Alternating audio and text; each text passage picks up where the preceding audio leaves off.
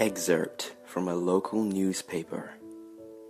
Ominous unknown killer is still at large. After weeks of unexplained murders, the ominous unknown killer is still on the rise.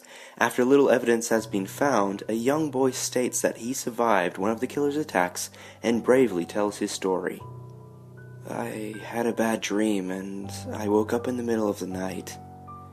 I saw that for some reason the window was open.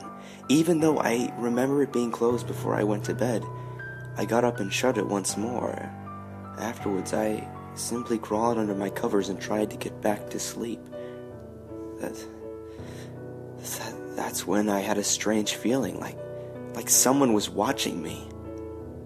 I looked up and nearly jumped out of my bed. There, in the little ray of light illuminating from between my curtains, were a pair of two eyes. These weren't regular eyes. They were dark, ominous eyes. They were bordered in black and just plain out terrified me. That's when I saw his mouth. A long, horrendous smile that made every hair on my body stand up. The figure stood there, watching me. Finally, after what seemed like forever, he said it. A simple phrase, but said in a way that only a madman could speak. He said, "Go to sleep." I let out a scream, and that's what sent him at me. He pulled up a knife, aiming at my heart. He jumped on top of my bed. I fought back. I kicked. I punched. I rolled around, trying to knock him off me. That's when my dad busted in. The man threw the knife. It went into my dad's shoulder.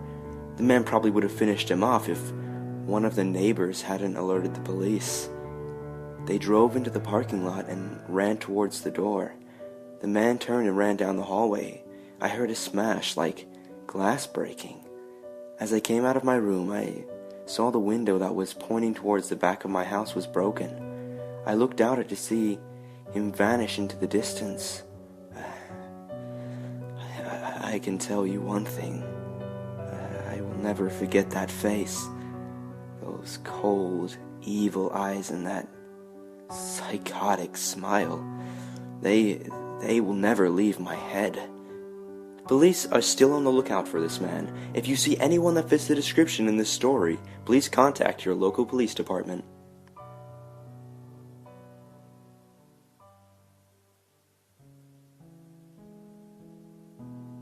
Jeff and his family had just moved into a new neighborhood. His dad had gotten a promotion at work, and they thought it would be best to live in one of those fancy neighborhoods. Jeff and his brother Lou couldn't complain, though. A new house, a better house, what was not to love? As they were getting unpacked, one of their neighbors came by. "Hello," she said. "I'm Barbara. I live across the street from you. Well, I just wanted to introduce myself and to introduce my son." She turned around and calls her son over. "Billy, these are our new neighbors." Billy said hi and ran back to play in his yard. "Well," said Jeff's mom, "I'm Margaret, and this is my husband Peter and my two sons, Jeff and Lou." They each introduced themselves, and then Barbara invited them to her son's birthday. Jeff and his brother were about to object when their mother said they would love to. When Jeff and his family are done packing, Jeff went up to his mom. "Mom, why would you invite us to some kid's party? If you haven't noticed, I'm not some dumb kid." "Jeff," said his mother, "we just moved here. We should show that we want to spend time with our neighbors. Now, we're going to that party, and that's final." Jeff started to talk, but stopped himself, knowing that he couldn't do anything. Whenever his mom said something, it was final. He walked up to his room and plopped down on his bed. He sat there, looking at the ceiling, when suddenly he got a weird feeling. Not so much a pain, but a weird feeling. He dismissed it as just some random feeling. He heard his mother call him down to get his stuff, and he walked down to get it. The next day, Jeff walked down the stairs to get breakfast and got ready for school. As he sat there eating his breakfast, he once again got that feeling. This time it was stronger. It gave him a slight tugging pain, but he once again dismissed it. As he and Lou finished breakfast, they walked down to the bus stop. They sat there, waiting for the bus, and then, all of a sudden, some kid on a skateboard jumped over them, only inches above their laps. They both jumped back in surprise. "Hey, what the hell?" The kid landed and turned back to them. He kicked his skateboard up and caught it with his hands. The kid seemed about 12, 1 year younger than Jeff. He wore an Aeropastel shirt and ripped blue jeans. "Well, well, well, looks like we've got some new meat." Suddenly, 2 other kids appear. One was super skinny, and the other was huge. "Well, since you're new here, I'd like to introduce ourselves. Over there's Keith." Jeff and Lou looked over to the skinny kid. He had a dopey face that you would expect a sidekick to have. "And he's Troy." They looked over the fat kid. Talk about a tub of lard. This kid looked like he hadn't exercised since he was crawling. "And I," said the first kid, "am Randy. Now, for all the kids in this neighborhood, there's a small price for bus fare if you catch my drift." Lou stood up, ready to punch the lights out of the kid's eyes when one of his friends pulled a knife on him. "Tsk-tsk. I had hoped you would be more cooperative, but it seems you must do this the hard way." The kid walked up to Lou and took his wallet out of his pocket. Jeff got that feeling again. Now it was truly strong, a burning sensation. He stood up, but Lou gestured him to sit down. Jeff ignored him and walked up to the kid. "Listen here, you little punk. Give me back my bro's wallet or else." Randy put the wallet in his pocket and pulled out his own knife. "Oh, and what will you do?" Just as he finished his sentence, Jeff popped the kid in the nose. As Randy reached for his face, Jeff grabbed the kid's wrist and broke it. Randy screamed, and Jeff grabbed the knife from his hand. Troy and Keith rushed Jeff, but Jeff was too quick. He threw Randy to the ground. Keith lashed out at him, but Jeff ducked and stabbed him in the arm. Keith dropped his knife and fell to the ground, screaming. Troy rushed him too, but Jeff didn't even need the knife. He just punched Troy straight in the stomach, and Troy went down. As he fell, he puked all over. Lou could do nothing but look in amazement at Jeff. "Jeff, how did you..." That was all he said. They saw the bus coming and knew they'd be blamed for the whole thing, so they started running as fast as they could. As they ran, they looked back and saw the bus driver rushing over to Randy and the others. As Jeff and Lou made it to school, they didn't dare tell what happened. All they did was sit and listen. Lou just thought of that as if his brother was beating up a few kids, but Jeff knew it was more. It was something scary. As he got that feeling, he felt how powerful it was. The urge to just hurt someone. He didn't like how it sounded, but he couldn't help feeling happy. He felt that strange feeling go away and stay away for the entire day of school. Even as he walked home, due to the whole thing near the bus stop, and how now he probably wouldn't be taking the bus anymore, he felt happy. When he got home, his parents asked him how his day was, and he said, in a somewhat ominous voice, "It was a wonderful day." Next morning, he heard a loud knock at his front door. He walked down to find 2 police officers at the door, his mother looking back at him with an angry look. "Jeff, these officers tell me that you attacked 3 kids, that it wasn't regular fighting, that they were stabbed. Stabbed, Jeff!" Jeff's gaze fell to the floor, showing his mother that it was true. "Mom, they were the ones who pulled the knife on me and Lou." "Son," said one of the cops, "we found 3 kids, 2 stabbed, 1 having a bruise on his stomach, and we have witnesses proving that you fled the scene. Now, what does that tell us?" Jeff knew it was no use. He could say him and Lou had been attacked, but then there was no proof it was not them who attacked first. They couldn't say that they weren't fleeing because, truth be told, they were. So Jeff couldn't defend himself or Lou. "Jeff, call down your brother." Jeff couldn't do it, since it was him who beat up all the kids. "Sir, it was me. I was the only one who beat up the kids. Lou tried to hold me back, but he couldn't stop me." The cop looked at his partner, and they both nodded. "Well, kid, looks like a year in juvie." "Wait," says Lou. They all looked up to see him holding a knife. The officers pulled their guns and locked them on Lou. "It was me. I beat up those little punks. I have the marks to prove it." He lifted up his sleeves to reveal cuts and bruises as if he was in a struggle.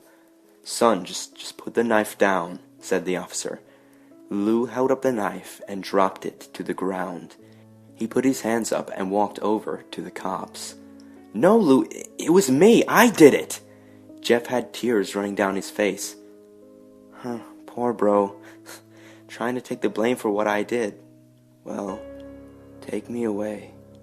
The police led Lou out to the patrol car. Lou, tell them it was me. Tell them I was the one who beat up those kids." Jeff's mother put her hands on his shoulders. "Jeff, please, you don't have to lie. We know it's Lou. You can stop." Jeff watched helplessly as the cop car sped off with Lou inside. A few minutes later, Jeff's dad pulled into the driveway. Seeing Jeff's face and knowing something was wrong. "Son, what's wrong?" Jeff couldn't answer. His vocal cords were strained from crying. Instead, Jeff's mother walked his father inside to break the bad news to him as Jeff wept in the driveway. After an hour or so, Jeff walked back into the house, seeing that his parents were both shocked, sad, and disappointed. He couldn't look at them. He couldn't see how they thought of Lou when it was his fault. He just went to sleep, trying to get the whole thing off his mind. 2 days went by with no word from Lou at JDC. No friends to hang out with. Nothing but sadness and guilt.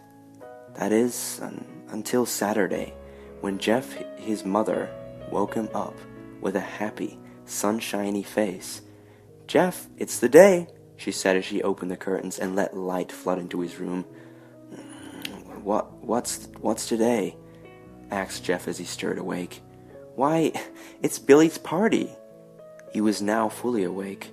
"Mom, you're joking, right? You don't expect me to go to some kid's party after..." There was a long pause. "Jeff, we don't know what happened. I think this party could be the thing that brightens up the past days. Now, get dressed." Jeff's mother walked out of the room and downstairs to get herself ready. He fought himself to get up. He picked out a random shirt and a pair of jeans and walked downstairs. He saw his mother and father all dressed up, his mother in a dress and his father in a suit. He thought, why would they ever wear such fancy clothes to a kid's party? "Son, is that all you're going to wear?" said Jeff's mom. "Better than wearing too much," he said. His mother pushed down the feeling to yell at him and hid it with a smile. "Now, Jeff, we may be overdressed, but this is how you go if you want to make an impression," said his father. Jeff grunted and went back up to his room. "I don't have any fancy clothes," he yelled down the stairs. "Just pick out something," called his mother. He looked around in his closet for what he would call fancy. He found a pair of black dress pants he had for special occasions and an undershirt. He couldn't find a shirt to go with it, though. He looked around and found only striped and patterned shirts, none of which go with dress pants.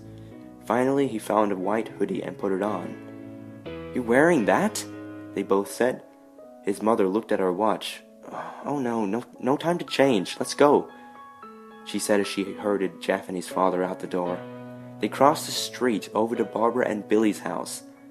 They knocked at the door, and at it appeared that Barbara, just like his parents, way overdressed. As they walked inside, all Jeff could see were adults. No kids. "The kids are out in the yard, Jeff. How about you go and meet some of them?" said Barbara. Jeff walked outside to a yard full of kids. They were running around in weird cowboy costumes and shooting each other with plastic guns. He might as well be standing in Toys R Us. Suddenly, a kid came up to him and handed him a toy gun and a hat. "Hey, wanna play?" he said. No, kid, I'm way too old for this stuff." The kid looked at him with that weird puppy dog-like face. "Please," said the kid. "Fine," said Jeff. He put on the hat and started to pretend to shoot at the kids. At first, he thought it was totally ridiculous, but then he started to actually have fun. It might not have been super cool, but it was the first time he had done something that took his mind off Lou. So he played with the kids for a while, until he heard a noise. A weird, rolling noise. Then it hit him. Randy, Troy, and Keith all jumped over the fence on their skateboards. Jeff dropped the fake gun and ripped off the hat. Randy looked at Jeff with burning hatred. "Hello. Jeff, is it?" he said. "We have some unfinished business." Jeff saw his bruised nose. "I think we're even. I beat the crap out of you and you got my brother sent to JDC. Randy got an angry look in his eyes. "Oh no, I don't go for even. I go for winning. You may have kicked our asses that one day, but not today." As he said that, Randy rushed at Jeff. They both fell to the ground. Randy punched Jeff in the nose, and Jeff grabbed him by his ears and headbutted him. Jeff punched Randy off of him, and both rose to their feet. Kids were screaming, and parents were running out of the house. Troy and Keith both pulled guns out of their pockets. "No one interrupts, or guts will fly," they said. Randy pulled a knife on Jeff and stabbed it into his shoulder. Jeff screamed and fell to his knees. Randy started kicking him in the face. After 3 kicks, Jeff grabs his boot and twists it, causing Randy to fall to the ground. Jeff stood up and walked towards the back door. Troy grabbed him. "Need some help?" He picks Jeff up by the back collar and throws him through the patio door. As Jeff tries to stand, he is kicked down to the ground. Randy repeatedly starts kicking Jeff until he starts to cough up blood. "Come on, Jeff, fight me!" He picks Jeff up and throws him into the kitchen. Randy sees a bottle of vodka on the counter and smashes the glass over Jeff's head. "Fight!" He throws Jeff back into the living room. "Come on, Jeff, look at me!" Jeff glances up, his face riddled with blood. "I was the one who got your brother sent to JDC, and now you're just gonna sit here and let him rot in there for a whole year? You should be ashamed." Jeff started to get up. "Oh, finally, you stand and fight!" Jeff is now on his feet, blood and vodka on his face. Once again, he gets that strange feeling, the one in which he hasn't felt for a while. Finally, he's up, says Randy as he runs at Jeff. That's when it happens. Something inside Jeff snaps. His psyche is destroyed, all rational thinking gone. All he can do is kill. He grabs Randy and pile drives him to the ground. He gets on top of him and punches him straight in the heart. The punch causes Randy's heart to stop. As Randy gasps for breath, Jeff hammers down on him, punch after punch after punch, blood gushing from Randy's body until he takes one final breath and dies. Everyone is looking at Jeff now.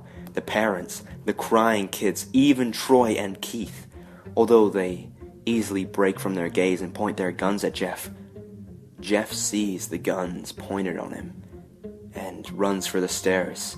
As he runs, Troy and Keith let out a fire on him, each shot missing.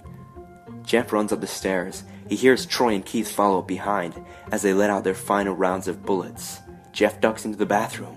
He grabs the towel rack and rips it off the wall. Troy and Keith race in, knives ready. Troy swings his knife at Jeff, who backs away and bangs the towel rack into Troy's face. Troy goes down hard, and now all that is left is Keith.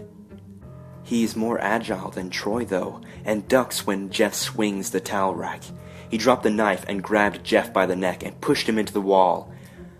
A bottle of bleach fell down on top of him from the top shelf. It burnt both of them, and they both started to scream. Jeff wiped his eyes at best as he could, and he pulled back the towel rack and swung it right into Keith's head. As he lay there, bleeding to death, he let out an ominous smile. What's so funny?" asked Jeff. Keith pulled out a lighter and switched on. What's funny," he said, "is that you're covered in bleach and alcohol." Jeff's eyes widened as Keith threw the lighter on him. As soon as the flame made contact with him, the flames ignited the alcohol in the vodka. While the alcohol burned him, the bleach bleached his skin. Jeff let out a terrible screech as he caught on fire. He tried to roll out the fire, but it was no use. The alcohol had made him into a walking inferno. He ran down the hall and fell down the stairs, everybody starting to scream as they saw Jeff, now a man on fire, drop to the ground, nearly dead. The last thing Jeff saw was his mother and the other parents trying to extinguish the flame. That's when he passed out. When Jeff woke, he had a cast wrapped around his face. He couldn't see anything, but he felt a cast on his shoulder and stitches all over his body. He tried to stand up, but he realized that there was some tube in his arm, and when he tried to get it up, it fell out, and a nurse rushed in. "I don't think you can get out of bed just yet," she said as she put him back in his bed and reinserted the tube. Jeff sat there with no vision, no idea of what his surroundings were. Finally, after hours, he heard his mother. "Honey, are you okay?" she asked. Jeff couldn't answer, though. His face was covered, and he was unable to speak. "Oh, honey, I have great news.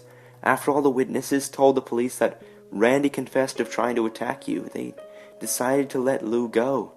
This made Jeff almost bolt up, stopping halfway, remembering the tube coming out of his arm.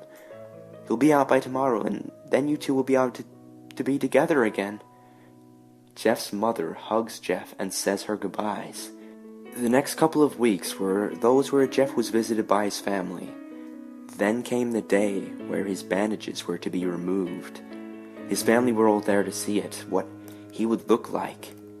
As the doctor unwrapped the bandages from Jeff's face, everyone was on the edge of their seats.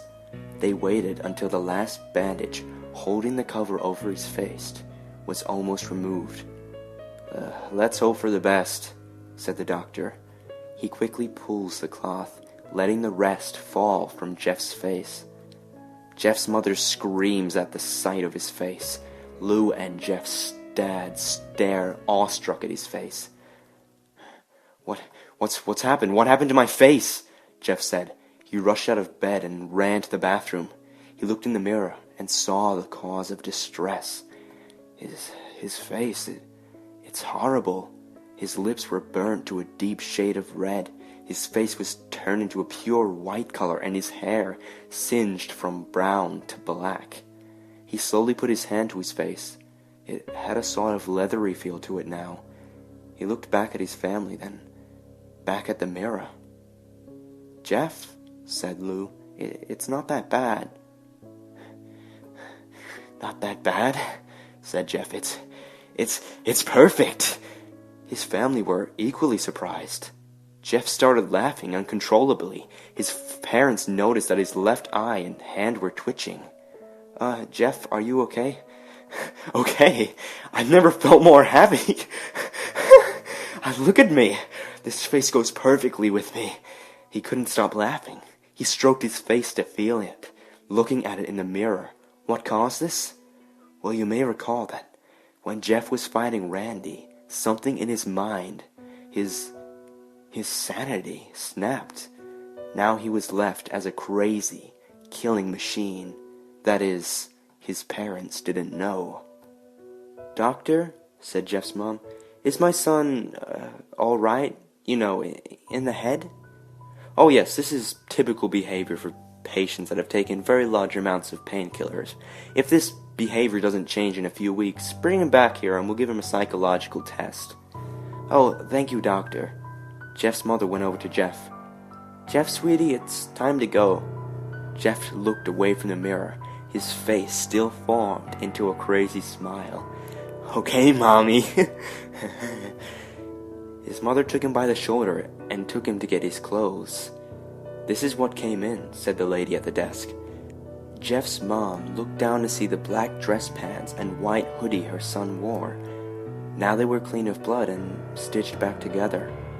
Jeff's mother led him to his room and made him put his clothes on.